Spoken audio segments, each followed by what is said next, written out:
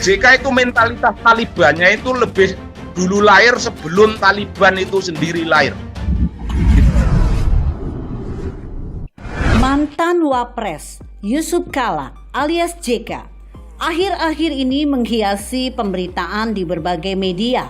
Salah satu topik hangat yang menjadi pemberitaan adalah tentang Anies Baswedan yang dideklarasikan sebagai Capres 2024.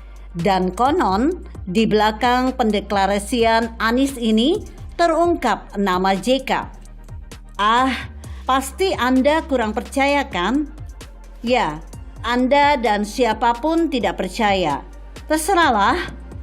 Namun jika menilik koordinator Anies, Laode Basir, terkuak namanya tercatat sebagai karyawan Bosowa, perusahaannya JK. Selain itu, Laode Basir juga masuk dalam pengurus Dewan Masjid Indonesia atau DMI yang dipimpin JK. Nah, kenapa JK tampak bernafsu ingin menjadikan Anies Baswedan sebagai Capres 2024? Ini yang perlu dibedah bersama. Beberapa tahun silam, sosok JK sempat diungkap oleh budayawan yang juga ilmuwan sosial, Muhammad Sobari. Seperti diposting seide.id, Muhammad Sobari yang akrab disapa Kang Sobari ini menjelaskan JK sudah menjadi Taliban sebelum lahir Taliban.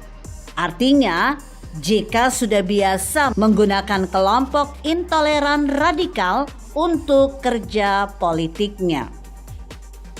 Pak JK ini kan orang yang sedang konflik di dalam negeri ini, sedang memerangi pemerintah karena kepentingan-kepentingan bisnisnya tidak bisa diakomodir, ungkap Kang Sobari. Diketahui bisnis keluarga JK sedang menghadapi masalah dengan Qatar National Bank (QNB). KPSC yang menggugat 4 pihak dari keluarga Aksa Mahmud, pendiri Bosowa Group, yakni HM Aksa Mahmud, Erwin Aksa, Sadikin Aksa, dan Muhammad Suban Aksa. Tak main-main, gugatan perdata tersebut senilai 484,42 juta US dollar atau sekitar 7 triliun rupiah. Dengan menghadapi kemelut di perusahaannya tersebut, JK berharap pemerintah campur tangan dan membantunya. Namun Jokowi menanggapi dingin. Makanya JK sedang menggunakan jalur politik untuk menarik perhatian pemerintah Jokowi. Kejengkelan Yusuf Kala terhadap pemerintah sudah terjadi sejak 5 tahun lalu, kata budayawan kelahiran Bantul, Yogyakarta itu. Tak heran jika JK tak punya cara lain terkecuali membackup orang-orang yang memiliki mentalitas Taliban di Indonesia. Itu kawan-kawan JK semua. Kang Sobari sendiri tidak membeberkan apa yang membuat JK jengkel terhadap pemerintah Jokowi. Di sisi lain, dalam pandangan Kang Sobari, JK tidak mempedulikan Muslim Indonesia yang tidak memenuhi ambisi politiknya. Terhadap lembutnya orang Muhammadiyah dan santunnya orang-orang NU, tak ada gunanya bagi JK jika tidak memenuhi kebutuhan politiknya.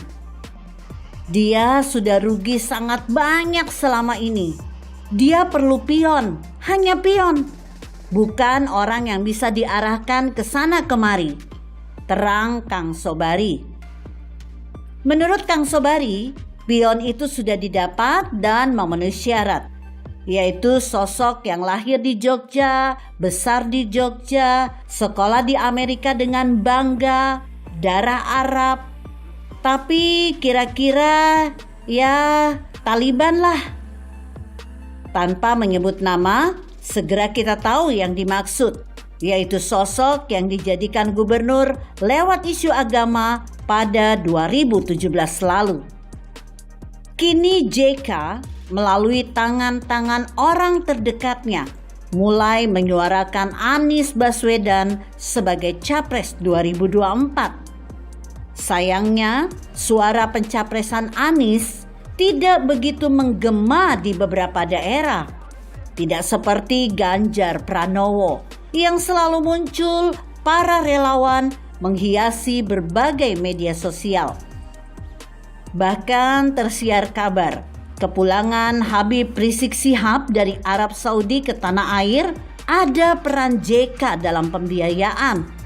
Dengan harapan Habib Rizik bisa membantu Anies pada Pilpres 2024 mendatang, seperti memuluskan Anies jadi gubernur pada Pilkada 2017 silam.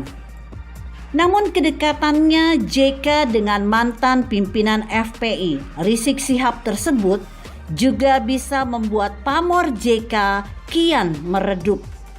Apalagi FPI dikenal sebagai ormas intoleran dan suka melakukan kekerasan.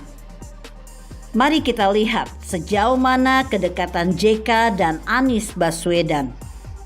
Mengutip yang dilansir CNBC Indonesia, pengamat politik Universitas Al-Azhar, Ujang Komarudin menguraikan, kekerabatan Anies dan JK memang sudah terlihat sejak Anies menduduki jabatan Rektor Universitas Paramadina 2007 silam. Ujang meyakini keberhasilan Anies menjabat sebagai rektor berkat pertolongan JK. Dulu bukan Anies calon kuat Rektor Universitas Paramadina. Itu dulu Yudi Latif. Tapi Anies melobi JK. Lalu jadilah Anies sebagai rektor Paramadina itu, kata Ujang. Kedekatan JK dan Anies menurut Ujang karena keduanya sama-sama ada di dalam naungan Himpunan Mahasiswa Islam atau HMI. Yang mungkin juga keduanya memiliki kesamaan pandangannya di dunia politik. Dukungan JK kepada Anies datang lagi saat Anies mencalonkan diri sebagai Gubernur DKI Jakarta.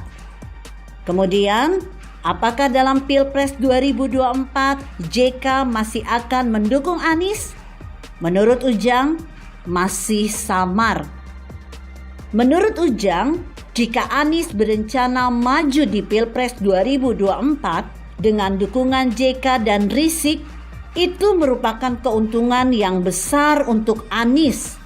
Tapi Ujang menyarankan sebaiknya peta politiknya jangan sampai terbaca oleh lawan. Lucu memang. Pastinya mayoritas rakyat tak sudi jika Anies menjadi presiden di negeri ini. Memimpin Jakarta saja sangat amburadul, apalagi sampai memimpin bangsa ini. Coba sebut saja prestasi Anies selama ini jadi gubernur di DKI Jakarta. Apa? Begitu kira-kira. Bagaimana menurut Anda? Jika Anda berpendapat lain, berikan komentar Anda di kolom komentar. Saya Eva, Karisma 90.